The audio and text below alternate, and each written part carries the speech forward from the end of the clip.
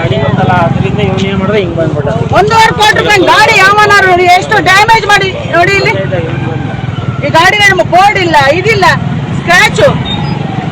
ಸಾಯಂಗಿದ್ರೆ ನೀ ಸಾಯ್ಬೇಕಾಗಿತ್ತು ಬಸ್ಸಿಗೆ ಸಿಗಾಕೊಂಡು. ನನ್ನ ಕಾಲ್ ಡ್ಯಾಮೇಜ್ ಮಾಡಕ್ತೀನಿ ಅವನು ಬಂದ್ಬಿಡ್ತಲ್ಲ. ಈಗ ಏನ್ ಮಾಡಿದ್ರೆ ಎಲ್ಲಿ ಮುಗಿಸ್ತಿ ಮಂದಿಗೆ ಬಂದಿದ್ದಾನೆ ತಗೊಂಡು ಸುಟ್ಟಾಕ್ಲ ಗಾಡಿ ಬೇವರ್ಸಿ ಸುಳಮದಿಂದ.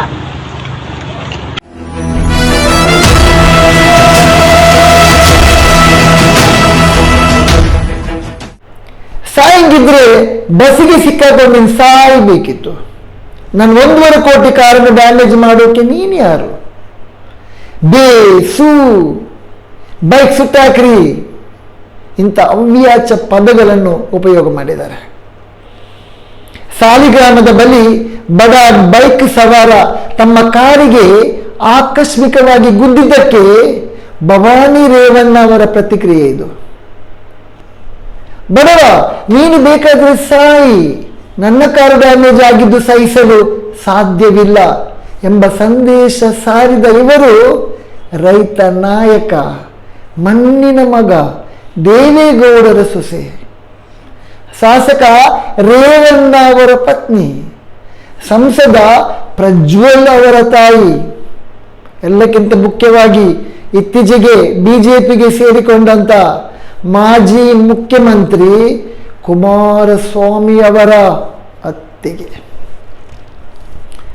ಘಟನೆ ನಡೆದಂಥದ್ದು ಮೈಸೂರು ಜಿಲ್ಲೆ ಸಾಲಿಗ್ರಾಮ ಸಮೀಪ ಡಿಸೆಂಬರ್ 3ರ ಮಧ್ಯಾಹ್ನ ಭವಾನಿ ರೇವಣ್ಣ ಅವರು ಸಂಚರಿಸುತ್ತಿದ್ದ ಕಾರಿಗೆ ರಾಂಗ್ ಸೈಡ್ ನಲ್ಲಿ ಬಂದ ಬೈಕ್ ಸವಾರನೋರ್ವ ಡಿಕ್ಕಿ ಹೊಡೆದಿದೆ. ಮೌಲ್ಯದ ಕಾರಿನ ಮುಂಭಾಗ ಜಖಂಗೊಂಡಿದ್ದು ಭವಾನಿ ಅವರು ಕಾರಿನಿಂದ ಕೆಳಗಿಳಿದು ಬಂದು ಬೈಕ್ ಸವಾರನನ್ನು ಹಿಗ್ಗ ಮುಗ್ಗ ಬೈದಲ್ಲದೆ ಏಳು ನಾಚಿಕೆ ಹಾಕುವಂತ ಅವ್ಯಾಚ ಶಬ್ದಗಳಿಂದ ನಿಂದಿಸಿದ್ದಾರೆ.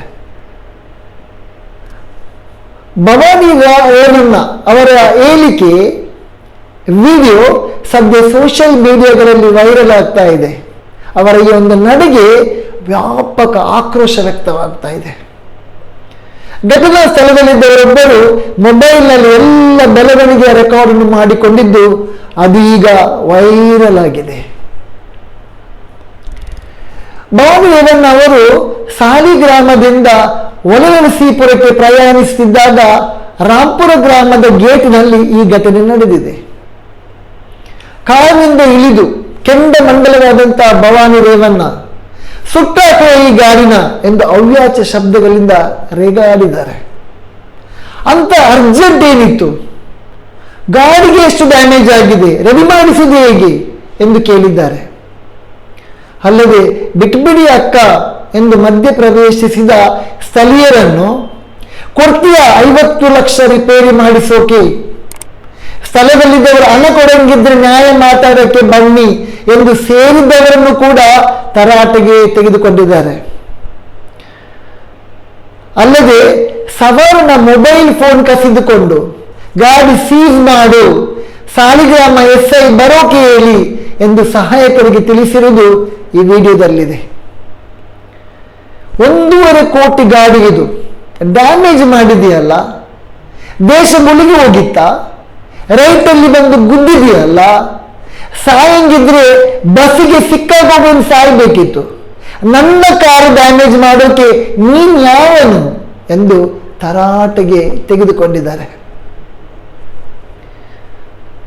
ಇನ್ನು ಅಲ್ಲಿ ಯಾರೋ ಒಬ್ರು ಅವನು ಸತ್ತೋಯ್ತಾನೆ ಅಂತ ಹೇಳಿದಾಗ ಅವನು ಸತ್ತೋಯ್ತಾನೆ ಅಂತ ಅವನ ಬಗ್ಗೆ ಯೋಚನೆ ಮಾಡ್ತಾ ಇದೆಯಲ್ಲ, 1.5 ಕೋಟಿ ರೂಪಾಯಿ ಗಾಡಿ ಡ್ಯಾಮೇಜ್ ಯಾರು ಕಟ್ತಾರೆ ಎಂದು ಸ್ಥಳೀಯರನ್ನು ಕೋಪದಿಂದ ಕೇಳಿದ್ದಾರೆ. ಅಂದ್ರೆ ಒಬ್ಬ ಮನುಷ್ಯನ ಜೀವಕ್ಕಿಂತ ಇವರಿಗೆ ಅವರ 1.5 ಕೋಟಿಯ ಗಾಡಿಯೇ ಮೇಲು ಎಂಬ ಮಾತಿನಲ್ಲಿ ಇವರು ಮಾತಾಡಿದ್ದಾರೆ. ಅಲ್ಲದೆ ಬೈಕ್ ಸವಾರ ಹಾಗೂ ಆತನ ಜೊತೆಗಿದ್ದವರನ್ನು ಕಾರು ಹಾಗೂ ದ್ವಿಚಕ್ರ ವಾಹನದ ಬಳಿ ನಿಲ್ಲಿಸಿ ತಮ್ಮ ಮೊಬೈಲ್ ಫೋನ್ನಲ್ಲಿ ಫೋಟೋ ತೆಗೆದುಕೊಂಡಿರುವುದು ಕೂಡ ಈ ವಿಡಿಯೋದಲ್ಲಿ ದಾಖಲಾಗಿದೆ. ಇಲ್ಲಿ ನಾವು ಕೆಲವು ವಿಷಯಗಳನ್ನು ಹೇಳಲಿಕ್ಕೆ ಇಷ್ಟಪಡ್ತಾ ಇದ್ದೇವೆ. ಮುಖ್ಯವಾಗಿ ಏನಂತ ಹೇಳಿದ್ರೆ, ಬೈಕ್ ಸವಾರ ಬಿದ್ದಿದ್ದರು, ಮಾನವೀಯತೆ ಮರೆತ ದೊಡ್ಡ ಗೂಡಿನ ಸೊಸೆ ನೋಡುವಾಗ ನಿಜಕ್ಕೂ ಬೇಸರವಾಗುತ್ತೆ. ಒಂದು ವೇಳೆ ಇದೇ ಸ್ಥಳದಲ್ಲಿ ನಮ್ಮ ಉಳ್ಳಾಲ ಶಾಸಕ UT ಖಾದರ್ ಅವರು ಈ ಸ್ಥಳದಲ್ಲಿ ಇದ್ದಿದ್ರೆ ಅವಾಗ ಏನು ಹೇಳ್ತಾ ಇದ್ದರು? ಆ ವ್ಯಕ್ತಿಗೆ ಹೇಳ್ತಾ ಇದ್ದರು, ಅಯ್ಯೋ ನಿನಗೇನು ಆಗ್ಲಿಲ್ಲ ಅಲ್ಲ, ತೊಂದರೆ ಇಲ್ಲ, ಗಾಡಿ ನಮ್ಗೆ ಡ್ಯಾಮೇಜ್ ಆದ್ರೆ ಮತ್ತೆ ಸರಿ ಮಾಡ್ಕೊಳ್ಬೋದು ಅಂತ ಹೇಳಿಕೊಂಡು ಆ ವ್ಯಕ್ತಿಯನ್ನು ಅದೇ ಗಾಡಿಯಲ್ಲಿ ಕರ್ಕೊಂಡು ಹೋಗಿ ಆಸ್ಪತ್ರೆಗೆ ಕರ್ಕೊಂಡು ಹೋಗ್ತಾ ಇದ್ರು. ಇದಾಗಿದೆ ಮಾನವೀಯತೆ. ಆದ್ರೆ ಇಲ್ಲಿ ಅವರು ಮಾತಾಡುವ ರೀತಿ, ಒಂದು ಬಡವ ಸತ್ತು ಇವರಿಗೆ ಚಿಂತೆ ಇಲ್ಲ, ಆದ್ರೆ ಇವರಿಗೆ 1.5 ಕೋಟಿ ಕಾರು, ಅದಕ್ಕೆ ಮಾತ್ರ ಏನು ಆಗಬಾರದು. ಇದಾಗಿದೆ ಈ ದೊಡ್ಡವರ ದೊಡ್ಡತನ. ಭವಾನಿ ರೇವಣ್ಣ ಅವರ ಕಾರು ಅಪಘಾತಕ್ಕೆ ಒಳಗಾದಾಗ ಕನಿಷ್ಠ ಸೌಜನ್ಯದ ಮಾತು ಇವರ ಬಾಯಿಂದ ಬರ್ತಾ ಇಲ್ಲ.